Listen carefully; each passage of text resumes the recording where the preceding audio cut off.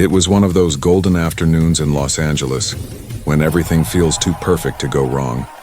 The sun was high, the sky was clean and blue, and people filled the streets with the lazy confidence of a city used to luxury. Expensive cars hummed down the road, palm trees stood like tall guards watching over the chaos of life. In the middle of all that beauty, a car glided down Sunset Boulevard. Not just any car, but a one-of-a-kind $10 million hypercar.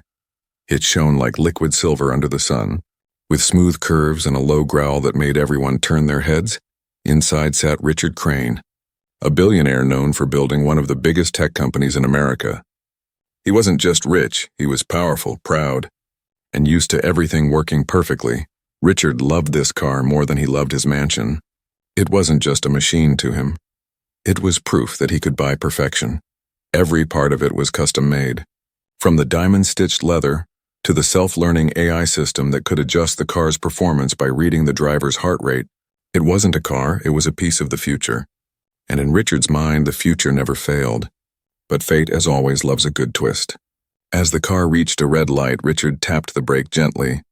The car stopped with silent precision. But when the light turned green, something strange happened. The car made a soft clicking sound, like a cough, then went completely still. Richard pressed the start button again. Nothing, not even a flicker. At first, he laughed. He thought maybe the system was rebooting. After all, it was a complex piece of technology. But when a minute passed, then two, and still the car refused to move. The laughter disappeared, his jaw tightened, and his fingers tapped nervously on the steering wheel. The cars behind him began to honk. People rolled down their windows. Yelling for him to move, someone shouted, "Hey man, what's wrong? Can't afford gas?" Another laughed, recording the scene on their phone. Within seconds, phones were out everywhere, capturing the sight of one of the richest men in the city, sitting helpless in a car worth more than 10 houses. Richard stepped out, his tailored suit glowing in the sunlight. Sweat formed on his forehead, but not from the heat, from the embarrassment. He waved at the cars behind him to go around, but no one wanted to miss the show. The traffic grew worse, and the noise rose like a storm. A few people recognized him. "That's Richard Crane," one man whispered. "The billionaire from TechCore." Another woman laughed. "Guess even billionaires have bad days." Richard pretended not to hear, but inside every word cut deep. He wasn't used to being the joke. He was the one people admired, not pitied, within minutes. His assistants arrived in sleek black SUVs. They jumped out, trying to control the situation. One of them held an umbrella to shade him. Another began speaking quickly on the phone, calling the company's engineers. They tried to push the car to the side, but it refused to move. It was as if the car itself had chosen to humiliate its owner. Richard's frustration grew with each passing second. He could feel the eyes of strangers burning into him. Some were curious, others amused, a few even jealous. To them, this was entertainment. Seeing a man who had everything finally face something he couldn't control. Soon a small crowd formed, people whispering, taking pictures, recording videos. The car, once a symbol of power, now looked like a lifeless sculpture in the middle of the street. And in the center of it all stood Richard, the billionaire who could build rockets and robots but couldn't make his own car start. He muttered under his breath. "This is ridiculous," his assistant, nervous, said. "Sir, the mechanics are on their way." But Richard shook his head. This shouldn't even be happening. "This car is supposed to be perfect," he tried one more time, pressing the ignition. The dashboard blinked weakly, then went dark again. The sound of laughter drifted from the sidewalk. Someone shouted, "Hey, rich guy, maybe it needs a jump start." Richard closed his eyes and took a slow breath. He felt anger rising, but he forced himself to stay calm. Losing his temper would only make him look weaker. Around him, life continued. People walking their dogs, kids eating ice cream, a street performer playing a saxophone nearby. The world didn't care that a billionaire's car had broken down, and that realization stung more than the failure itself. As the minutes stretched on, Richard stood there, looking at the reflection of his broken car in a store window. For the first time in years, he felt small, powerless, human. The irony wasn't lost on him. He had spent millions designing machines to solve human problems, but now he stood in the middle of the road, waiting for humans to solve his. The car's polished body glimmered under the sun, mocking him silently. It looked beautiful, untouched, flawless, and yet inside, something small, invisible, had stopped it completely. Richard realized that was the cruel thing about perfection. It hides its weakness too well until it's too late. As the crowd began to lose interest and the honking slowly faded, Richard's phone buzzed with updates. Mechanics were on their way. His company's engineers were analyzing data remotely. Everyone was trying to help, but deep down Richard felt uneasy. It wasn't just about fixing the car anymore. It was about fixing his pride. And somewhere across the street, unnoticed by anyone, a young homeless girl sat on the sidewalk, watching everything with quiet curiosity. Her name was Maya, but to the world she was invisible. She didn't know yet that her life, and Richard's, were about to change forever. Sirens of impatience still echoed through the street, but Richard had stopped hearing them. He stood by his lifeless car like a man guarding a fallen king. His jaw was tight, his hand clutched his phone, and his mind spun through 1,000 possibilities. Within 10 minutes, 2 sleek black SUVs pulled up beside him.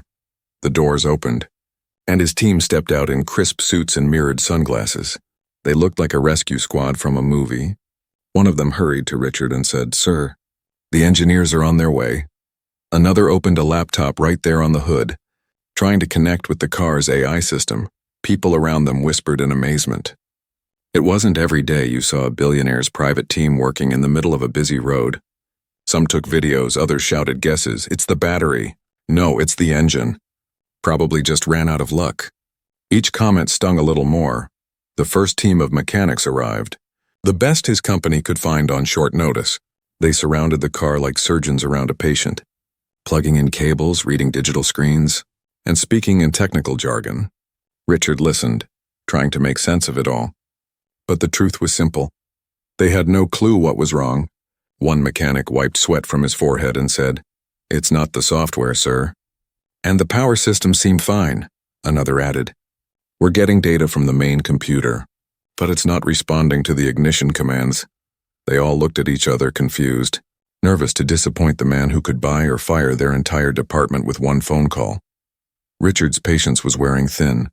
He checked his watch, frowned, and muttered, "This car cost more than most planes, and you're telling me you can't even start it?" The head engineer swallowed hard and replied, "Sir, it's complicated. Maybe a sensor overload or thermal misalignment. We'll figure it out." But every time they figured it out, the car stayed dead. The street had mostly cleared now, but a few curious people still lingered, watching from the sidewalk like an audience unwilling to leave before the ending. The engineers brought out advanced diagnostic tools, small silver cases that unfolded into holographic displays. Lines of code danced in the air, glowing symbols of technology and confusion. "The AI system isn't responding," one said. "It's like something's blocking the neural grid." Richard rubbed his temples. "So unblock it," he said sharply. The man hesitated. "Sir, that's the thing. There's nothing there to unblock." Minutes turned into an hour. Sweat mixed with frustration. And the once proud billionaire looked less like a tech genius and more like a man stuck in the same helplessness as everyone else. Another specialist was flown in by helicopter. She wore gloves and confidence, promising she could fix anything. She took one look under the hood, pressed a few buttons, and announced, "It's a rare CPU lockout. I've seen this before." She adjusted a few things, smiled and said, "Try it now." Richard pressed the start button. The dashboard blinked for a second, then died again. Her smile faded, and silence swallowed her words. By now, Richard was pacing. His expensive shoes tapped the pavement, his thoughts tangled between anger and disbelief. He had built rockets that reached the edge of space, created robots that mimicked human speech, but right now, his carman had brought him to his knees. The lead mechanic sighed. "Sir, we might need to tow it to the facility." "We can't solve this here," Richard turned sharply. "Tow it?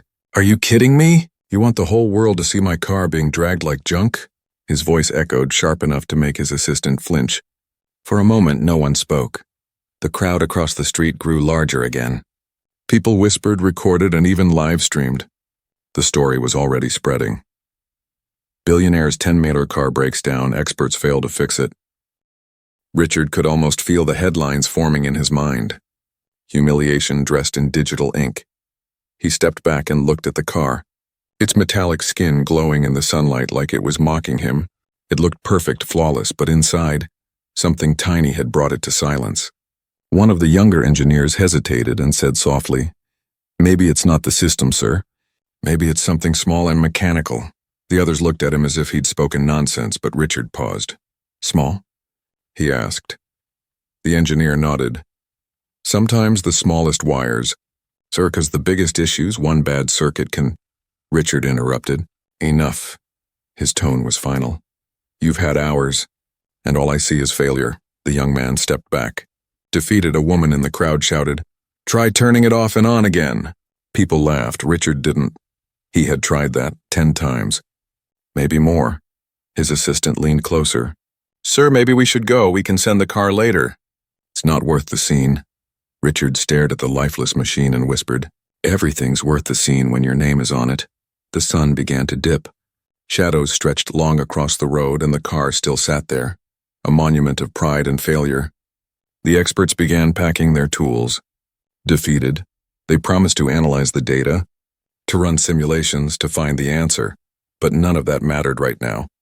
The problem wasn't fixed, and Richard Crane, the man who solved everyone else's problems, had met one he couldn't buy his way out of. As the SUVs prepared to leave, Richard looked around. He caught sight of faces in the crowd, judgmental, amused, indifferent, and then, for a moment, his eyes stopped on someone different. Across the street near a bus stop sat a girl with dark skin, messy hair, and a backpack that looked like it had been repaired 100 times. She wasn't laughing, she wasn't filming. She was just watching, quietly studying, as if she understood something no one else did. Richard's gaze lingered for a moment, but then he turned away. He had no idea that the answer to his million-dollar problem was sitting right there, on the other side of the road, waiting for her moment to say, Give me a minute. The crowd was slowly fading, but one pair of eyes still watched from the other side of the street. Behind a cracked bus shelter, a young girl sat cross-legged on the cold pavement. Her clothes were worn, her shoes torn, but her gaze was sharp, curious, and focused on the shiny car that refused to start. Her name was Maya. She was 21, but life had made her older, wiser, and quieter than her age. She had been living on the streets for almost a year, surviving on leftover food, scrap metal, and the small miracles of strangers' kindness. She carried her world in a faded blue backpack, wires, batteries, and tiny electronic parts she collected from dumpsters and repair shops. To others, she was invisible. People passed her by every day without a glance, some clutching their bags tighter as if poverty could spread by touch. But Maya didn't mind anymore. She had learned that invisibility had its uses. She could watch the world closely, understand it better, and think without anyone interrupting. When she saw the billionaire's car break down, she didn't laugh like everyone else. She didn't even pull out a phone. She just stared with deep curiosity, tilting her head slightly, studying the way the mechanics moved, the way they plugged their tools, and the way the car stayed lifeless no matter how fancy their equipment looked. Maya had always been fascinated by machines ever since she was a child. She loved to take things apart, radios, clocks, even broken fans, just to see how they worked. Her parents used to call her the little engineer. They dreamed that one day she would build something that would change the world. And for a while she was on that path. She had studied electrical engineering at MIT. She had earned a scholarship, made friends, and built circuits that amazed her professors, but then life took everything away in the blink of an eye. Her parents died in a car accident during her second year. The shock broke her. The bills that followed broke her even more. She tried to stay in school, but depression and debt swallowed her dreams. Within months, she was homeless, carrying only her backpack and a head full of knowledge no one cared about anymore. Now she lived in forgotten corners of the city, fixing small gadgets for a few dollars, rewiring old radios, and repairing broken flashlights for other homeless people. Sometimes she sat by the roadside with a cardboard sign that read, I fix things. People rarely stopped, but she kept it anyway. It reminded her who she really was. So when she saw that $10 million car sitting dead in the middle of the road, her heart beat a little faster. It wasn't the money or the luxury that caught her attention. It was the challenge. She could almost feel the problem whispering to her from across the street. She saw the way the car's lights flickered weakly when the engineers tried to start it. She noticed the faint clicking sound coming from underneath, a sound that only someone who truly listened could hear. To her, that sound told a story. It said something small, something overlooked. Maya leaned forward, resting her chin on her knees. Her brain started piecing things together. If the main power was fine, and the diagnostics showed nothing wrong, It had to be something physical, maybe a connection that the sensors couldn't detect. A memory flashed in her mind, her old professor's words. Technology may be smart, but it still depends on human hands. She smiled faintly. The irony wasn't lost on her. The richest man in the city surrounded by machines, all helpless because of one tiny flaw. She reached into her backpack and pulled out a small piece of wire she had saved from an old laptop. It was bent but strong. She turned it between her fingers, imagining how easily it could bridge a broken circuit. She watched as the Billionaire's team packed their tools, their faces tired and defeated. The crowd had lost interest, moving on to the next spectacle. But Maya stayed. She couldn't leave, not when her mind was buzzing with possibilities. She thought about walking away. What business did a homeless girl have stepping into a billionaire's world? But another voice inside her whispered, "What if you're right? What if you can fix it?" Maya looked at Richard standing by the car. His suit was flawless, his watch expensive. But his eyes looked lost. He was surrounded by people, yet alone. She understood that feeling too well. She hesitated, gripping the strap of her backpack. Her heart pounded, fear mixing with determination. What's the worst that could happen? She thought. They'll laugh at me. They already do, so she stood up, brushed the dust off her jeans, and crossed the street. The crowd barely noticed her, but a few people did. And they frowned. One woman muttered, "What's that girl doing?" A man laughed, probably begging for money, but Maya didn't care. She walked straight toward the car, her steps steady but her palms sweating. When she reached the edge of the small group of engineers, one of them tried to block her way. "Miss, this area's restricted," he said sharply. She looked past him, straight at Richard, and said softly, "I think I can fix it, just give me a minute." For a second, silence fell, then came laughter, loud and mocking. One of the mechanics chuckled, "You? Fix this car? You even know what this is?" Another added, "We've got professionals here." Sweetheart, Maya didn't flinch. Her voice was calm, steady. "I know exactly what it is. And I know what's wrong." Richard turned to look at her. Something in her voice made him pause. It wasn't arrogance, and it was certainty, quiet and unshakable, the kind you couldn't fake. He studied her for a moment, the dirt on her hands, the tiredness in her eyes, and then said slowly, "All right, you've got 1 minute." Maya exhaled softly. Her fingers tightened around her backpack strap, and for the first time in a long time she felt alive again. She didn't see the expensive car or the billionaire anymore. She only saw a problem waiting to be solved, and a chance, maybe her only one, to prove she still belonged in the world she'd lost. The air around the car went still for a moment. The laughter faded just enough for Maya's quiet voice to echo. "Give me a minute," she said again, steady and calm, as if she wasn't standing in front of a billionaire, a dozen engineers, and a crowd of doubters. Richard looked at her, unsure what to make of this girl. Her clothes were worn, her hair messy, but there was something about her eyes. Focused, intelligent, almost fierce. He had seen that look before. In people who built things from nothing. In people who refused to give up. "All right," he said finally, his voice even. "You've got your minute." The engineers looked at him in disbelief. One whispered, "Sir, with all due respect." "This is not safe," another said quietly. "She could damage the car even more." Richard raised a hand, stopping them. "You've had 2 hours," he said sharply. "Let's see what she can do in 1 minute," the crowd murmured. Half in shock, half in amusement, a few people started recording again, sensing something interesting was about to happen. The girl who had come out of nowhere now had everyone's attention. Maya stepped forward slowly. Her heart was racing, but her face stayed calm. She placed her backpack on the ground beside the car and knelt. Her fingers brushed the smooth metal surface. It was warm from the sun. She could feel the hum of the car's lifeless energy beneath her hands. She whispered almost to herself, "You're not broken. You're just misunderstood." The words weren't for the crowd. They were for the car, and maybe a little for herself. She crouched lower, peering under the car's body. The mechanics had left their tools scattered nearby. Shiny wrenches and digital scanners that had all failed, but Maya didn't reach for them. Instead, she pulled a small roll of wire and a pocket screwdriver from her backpack. "Hey, what are you doing?"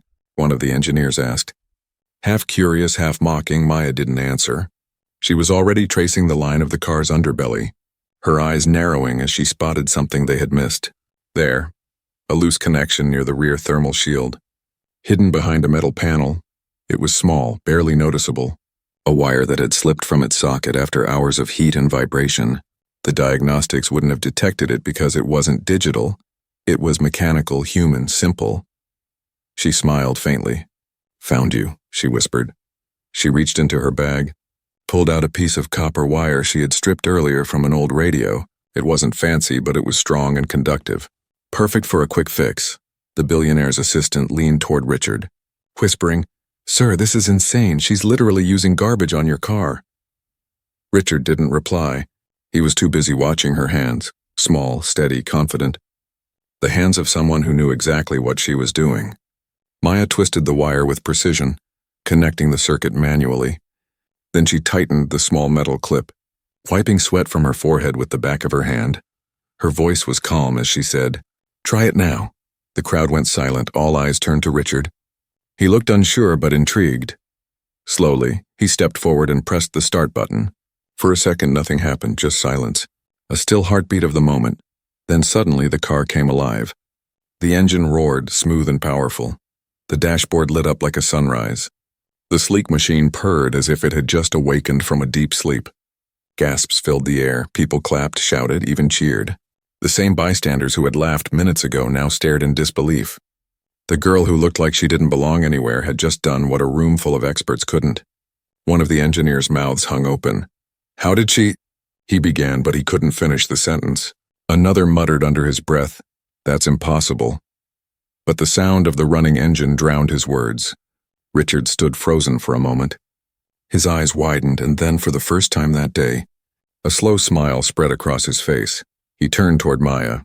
"You did that?" he asked quietly, as if still unsure it was real. Maya shrugged lightly. "Yeah," she said. "It was just a loose circuit, nothing big." She said it so casually, as if she hadn't just saved his pride in front of the entire city. Richard looked down at the small piece of copper wire still in her hand. It gleamed faintly in the sunlight, worth almost nothing, yet priceless in that moment. The engineers stepped back, embarrassed, defeated. The crowd began to murmur again, but this time it wasn't laughter. It was awe, admiration, curiosity. Richard reached into his pocket, pulled out a business card, and offered it to her. "Who are you?" he asked, "and how did you learn to do that?" Maya looked at the card but didn't take it yet. "I used to study engineering," she said softly. Before life happened, there was something in her tone, a quiet sadness, a truth heavy with years of struggle. Richard noticed it immediately. He saw beyond the dirt and torn clothes. He saw brilliance, raw and unpolished, shining through like light through broken glass. The assistant frowned, whispering again, "Sir, we should go.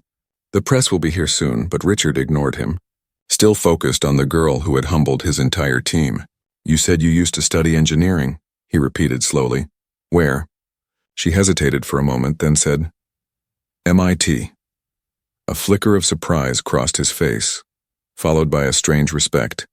"MIT," he said quietly. "And now you're fixing cars on the street?"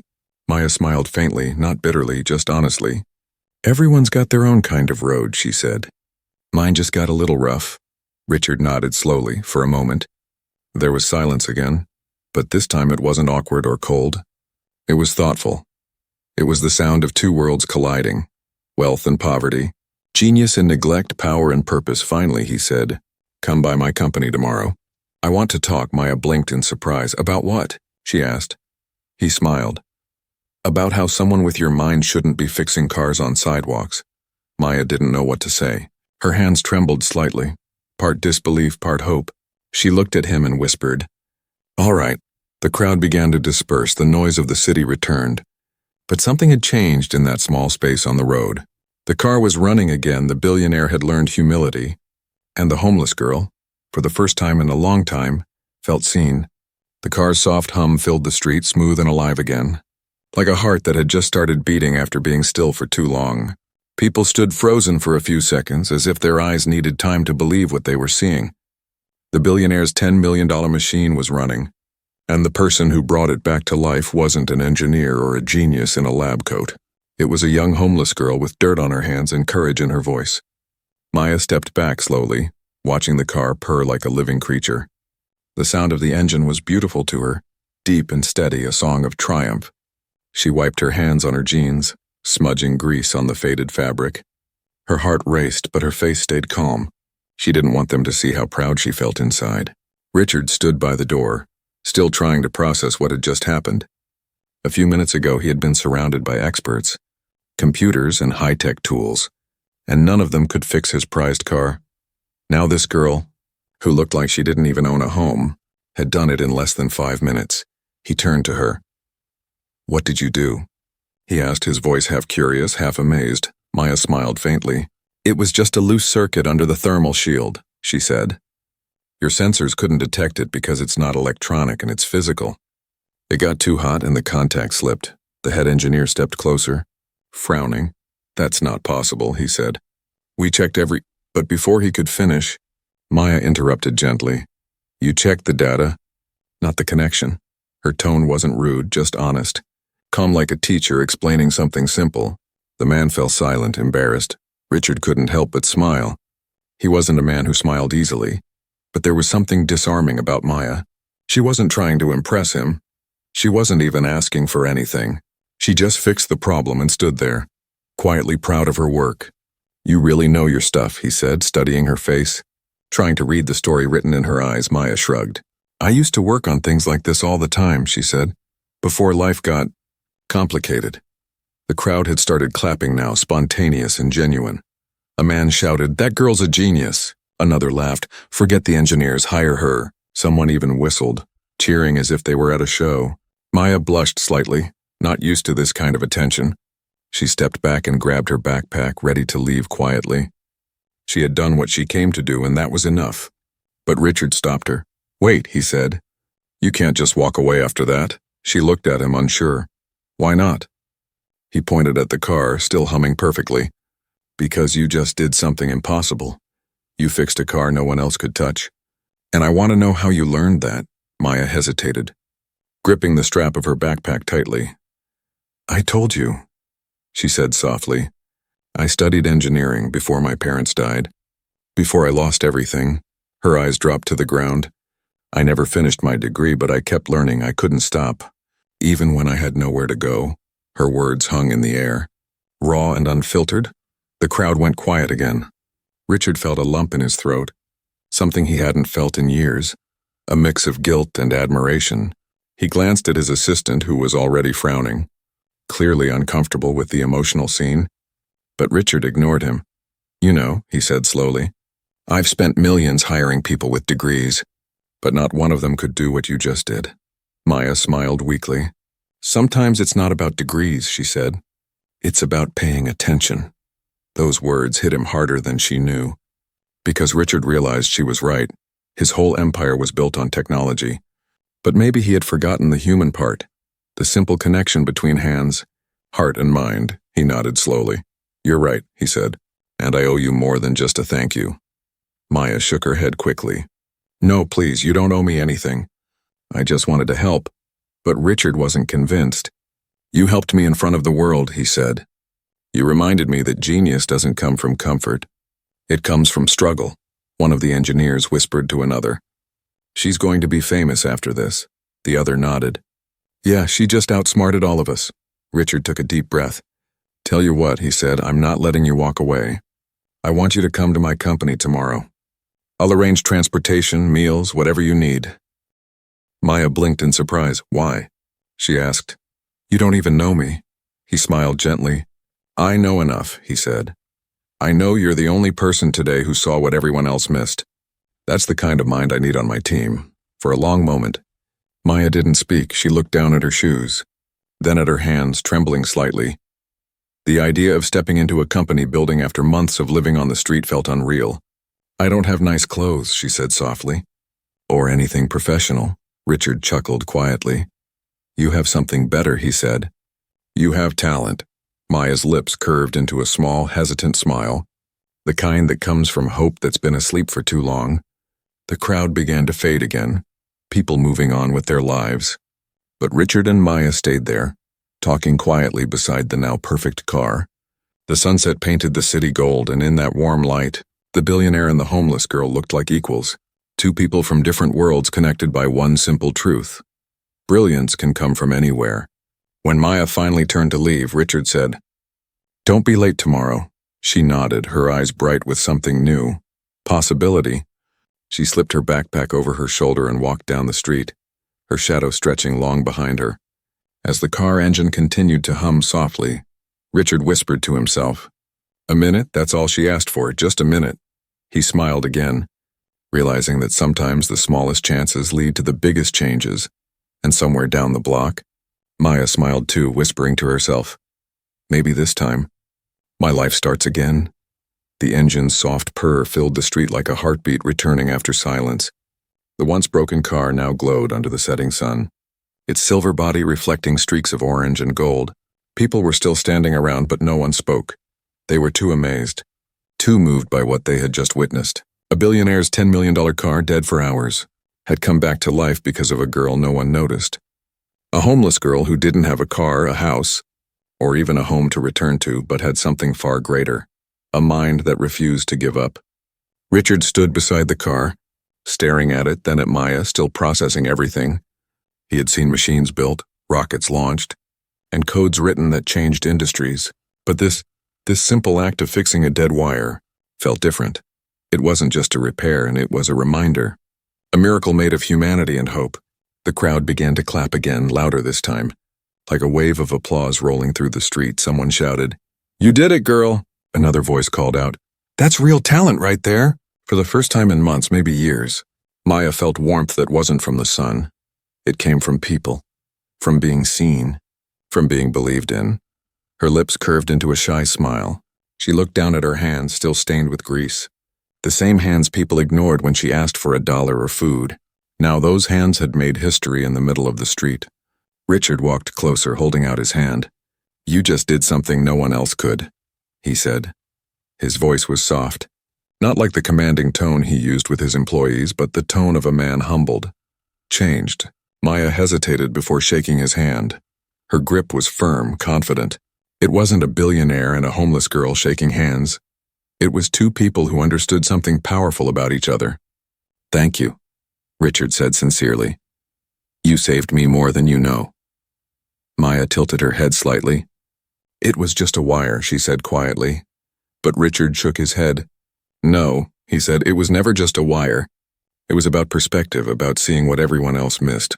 Around them, the engineers stood silent. Some were embarrassed. Others genuinely impressed. One young mechanic whispered to his colleague, "She saw what our tech couldn't." The other nodded.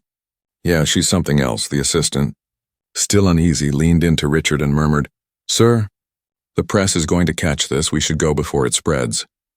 But Richard didn't care anymore. For once, he didn't think about image or status. He was thinking about meaning, about connection, about how this strange, unexpected encounter had shifted something inside him. Maya bent down and packed her tools, slipping her small copper wire and screwdriver back into her backpack. She was ready to leave, but Richard wasn't ready to let her disappear just yet. "Wait," he said again. "You're walking away from something big." She smiled faintly. "I walk away from everything big," she said softly. "That's life on the streets. You learn to fix things and keep moving before someone tells you not to." That line stayed with him, echoing in his mind like a truth he'd forgotten.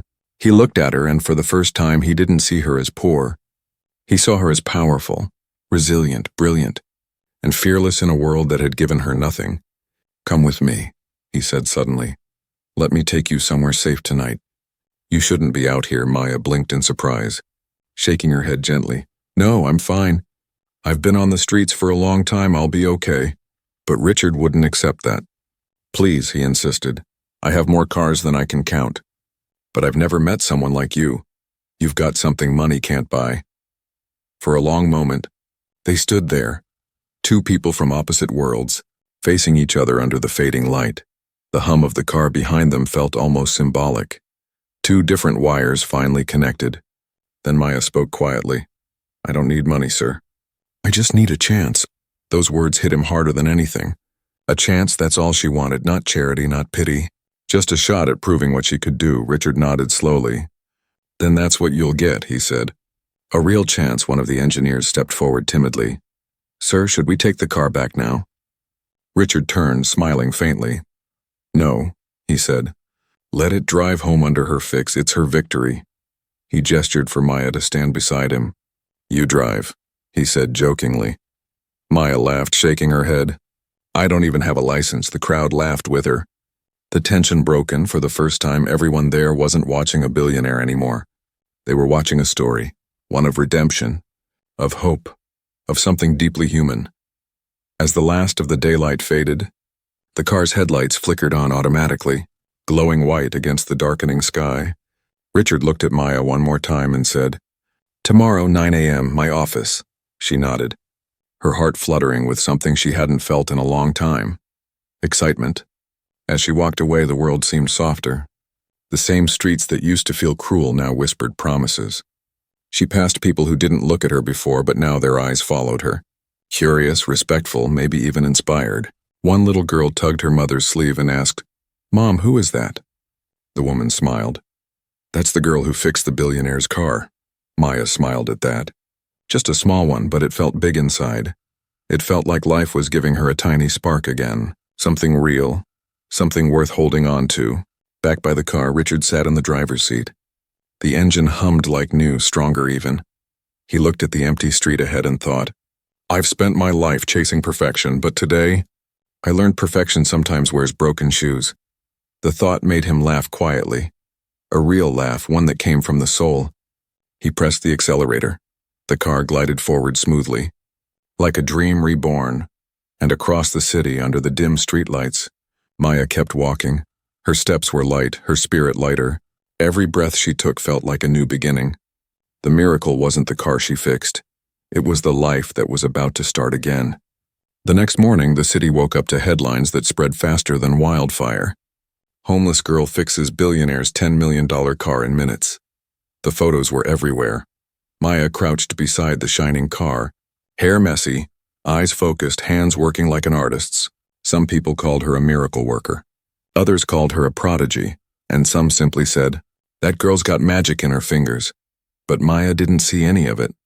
She didn't have a phone, no social media, no screen to tell her that the world finally knew her name. All she knew was that she had an address scribbled on a piece of paper. The billionaire's company headquarters. She stood outside the glass tower that morning, looking up at the building that seemed to touch the sky. Her heart thumped like a drum inside her chest. She wore the same clothes from the day before, washed quickly in a gas station sink. Her shoes were still worn, but she had polished them with an old tissue until they almost shone. Her reflection in the glass doors looked out of place, but she lifted her chin anyway and whispered to herself, You earned this. Maya, the guards at the entrance stared for a moment before one said, Are you Maya? She nodded nervously, clutching her backpack. He smiled. Mr. Crane said you'd be coming. And with a quick call upstairs, the doors opened. The lobby was enormous, filled with marble floors, glass walls, and the quiet hum of wealth. Maya walked carefully, afraid her old shoes would leave marks. Her hands gripped her backpack tighter. It was her only comfort. Her little world of tools and wires that never failed her. A receptionist smiled and offered her water. Mr. Crane will see you shortly, she said kindly. When the elevator doors opened, Richard was already standing there. No suit this time, just a simple shirt and jeans. He smiled genuinely. You made it. Maya smiled back. Shyly, I said I would. They walked through the large open office where employees whispered quietly. Everyone recognizing the girl from the videos, Richard noticed and said softly, Ignore them, they just like stories, and right now, you're everyone's favorite one. He led her to a glass-walled conference room with a view of the whole city. Maya's eyes widened. It's beautiful, she said. Richard nodded. It is, but beauty doesn't mean much without meaning. That's what I learned yesterday. They sat down and he looked at her seriously. Maya, I need to know your story. She hesitated for a moment, then took a slow breath. I wasn't always like this, she began.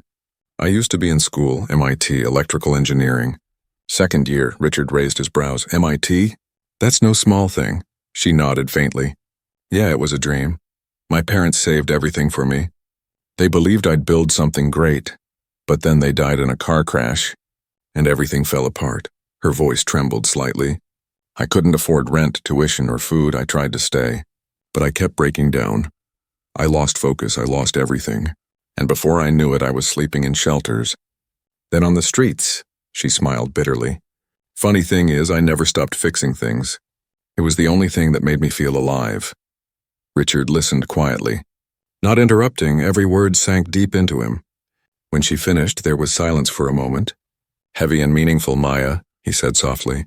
I built my company because I wanted to create technology that changes lives, but somewhere along the way, I forgot what that actually means yesterday.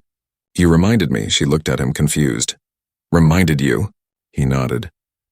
That intelligence isn't about where you come from, or what you wear. It's about how you see the world. You saw something my entire team missed because you didn't just look at data. You listened to the machine. Maya smiled slightly. Machines talk if you listen, Richard chuckled. I believe that now. He stood up, walked to the window, and said, I want to offer you something. Maya froze, unsure what he meant. Offer? He turned back to her, his expression sincere. A job, not charity, not a headline stunt. I want you to work with my engineers. You belong here. Her eyes widened, disbelief flooding her face. Me? Work here? He nodded. You already proved you can do what others can't. I don't care where you've been. I care about where you can go. Maya's throat tightened, her voice came out small. I don't have a degree anymore. Richard smiled. You don't need one. You've got something better, mere proof. She blinked fast, trying to hold back tears. Her mind raced with memories of rejection, loneliness, hunger, and cold nights under bridges, and now this unexpected kindness from a man who didn't owe her anything. Richard extended his hand again. So what do you say, Maya? Her fingers trembled as she reached out. I say yes, she whispered. He grinned. Good. Because I already set up a small workspace for you. And I told HR you're starting today if you're ready. Maya laughed softly. You don't waste time, do you? He shook his head. Neither do you, apparently. You fix my car faster than anyone in my company. They both laughed, the tension melting into something warm, something new, as the sun filtered through the tall glass. Maya felt something she hadn't felt in a long time. Peace. Later that day, Richard walked her through the innovation lab, introducing her to his team. Some faces were doubtful, others curious. This is Maya, he said proudly. She's joining us as a systems consultant, and before you ask, yes, she's the one who fixed the hypercar. A quiet ripple of respect moved through the room. Even the skeptical engineers nodded. Maya smiled nervously but held her head high. For the first time, she wasn't invisible anymore. As she stood by the large window overlooking the city, she thought about her parents, about their faith in her. She whispered under her breath, I made it, Mom, I made it. Dad! And in that quiet, golden moment, she realized something powerful. She hadn't just fixed a car. She had fixed her own broken life, one wire at a time. Weeks passed, but the memory of that day never faded. The day a billionaire's car broke down wasn't remembered for the failure anymore. It was remembered for the miracle that followed. People still whispered about it. Articles still floated online, but for Maya, the story had already moved to a new chapter. She was no longer the girl sitting on the sidewalk with a backpack of broken wires. She was now Maya Evans, systems consultant at Crane Technologies, working directly under Richard Crane himself. Every morning she arrived early, sometimes even before the lights turned on in the building. She still wore simple clothes, clean but plain, never trying to impress anyone. But the way she walked, with quiet confidence and a spark in her step, made everyone turn their heads. She worked like she had something to prove, not to others but to herself. Inside her small glass office, her desk looked different from everyone else's. While others had sleek devices and brand new tools, Maya's workspace was covered with tiny circuits, broken gadgets, and pieces of wire neatly organized in plastic containers. To her, those small pieces weren't junk. They were possibilities. Each one reminded her of where she came from. The streets, the struggle, and the spark that had kept her alive. Richard would often stop by her office, leaning on the doorframe with a smile. How's my best engineer doing today? He'd ask teasingly. She would laugh softly. I'm not an engineer, remember? He'd grin. You're more than one in meetings. Maya spoke little, but when she did, people listened. She had a way of explaining complex systems in simple words. The same way she saw the car that day. Not as a machine of data, but as something alive. Something that needed care. Her coworkers soon realized she wasn't there because of luck or charity. She was there because she earned it, because she saw what others couldn't. Richard often told her, "You see the world differently, and that's exactly what this company needs." And Maya always replied with a humble smile, "I just listen." But behind that calmness was a fire. Every night when everyone left, she stayed behind, working on something in secret in one corner of the lab. She was building a small prototype, a low-cost energy converter made from recycled parts. Her dream was to create something that could bring power to shelters, poor neighborhoods, and people living like she once did. She didn't tell anyone, not even Richard. She wanted to finish it first, to prove that even from scraps, something powerful could be born. One night, Richard found her there, hunched over her desk, a soldering iron in her hand, sparks flickering under the dim light. He stepped closer and asked gently, "Working late again?" Maya looked up, startled, then smiled. "Almost done," she said. "I'm building something." He watched her for a moment, then said softly, "You remind me of myself when I started this company." She chuckled. "Except you had money and a lab. I had a backpack," he laughed. "Maybe. But we both had one thing, obsession." He leaned closer, curious. "What's this project?" She hesitated, then said, "It's a portable energy unit made from recycled circuits. It could power lights, charge phones, maybe even small devices for people on the streets." Richard's eyes widened slightly. "You built this from scraps?" She nodded. "Everything deserves a second chance, even broken things." Those words hit him deeply. "Even broken people?" he asked softly. Maya looked at him, her eyes kind. "Especially broken people," she said. He smiled quietly. "Then let's finish it together." And for the next few nights, they did. A billionaire and a girl who once slept under bridges, working side by side, soldering, testing, fixing, failing and laughing. The world outside kept spinning, but in that lab, two souls were building something bigger than a machine. They were building hope. When they finally tested it, the small device lit up with a warm golden glow. It wasn't just light, it was life. Maya covered her mouth, her eyes filling with tears. "It works," she whispered. Richard placed a hand on her shoulder. "You did it." She shook her head, smiling through tears. "We did it." The next week, Richard presented her invention to the entire company. "This," he said proudly, "is what happens when you give someone a chance instead of judgment." The room erupted in applause, not polite or forced, but real, raw admiration. Maya stood beside him, feeling the kind of warmth that no sunlight could give. News spread again. But this time the story wasn't about a billionaire's broken car. It was about a girl who fixed more than machines. She fixed hearts. She fixed faith. She fixed what people forgot about the world. That talent has no address, genius has no dress code, and kindness can change everything. Months later, Richard launched a foundation named the Second Chance Initiative. It funded education, housing, and technical training for homeless youth and underprivileged students. Maya became the program's lead mentor, helping others like her find their spark. Every time a new student arrived with fear in their eyes, she would smile and say, "You don't need to be perfect. You just need a minute." One evening, she returned to the same street where everything began, the same corner, the same bus stop, but now the air felt different. She stood there quietly, watching the traffic flow, the city lights shining bright. Her reflection in a shop window looked stronger now, no longer invisible, no longer lost. A little boy selling snacks nearby stared at her and asked, "Miss, are you the girl who fixed that big car?" She smiled softly. "Maybe," she said, handing him $1. "But I fix other things now." He grinned and said, "I want to fix things too someday." She knelt down and told him gently, "You will, just don't stop believing you can." As she walked away, her heart was light. She didn't have millions, but she had purpose, peace, and power, the kind that no money could ever buy. The city lights sparkled above her, like stars bowing to a girl who once lived in their shadows.